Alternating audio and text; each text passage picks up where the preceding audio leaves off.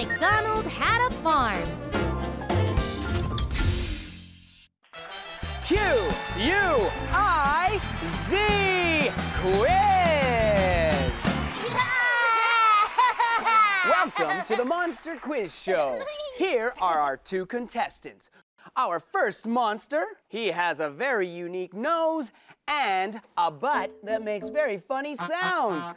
And here is our competitor. She has very pretty fur and likes to play the whistle. Here is the first question. Listen carefully. Who am I? I am big and fat. Doobie! The answer is Doobop.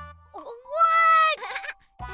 Yes, you, Doobop. You are big and fat. The answer is Doobop. Oh, I'm sorry, Doobie, but that's not correct. I am big and fat, and I say oink, oink. Doobop! The answer is a pig. You're right. The answer is a pig. Right. I was close. That's okay. Here we go with question number 2. Are you ready? Okay. I am big, and I have horns on my head. Big and has horns. It's me, Doobie.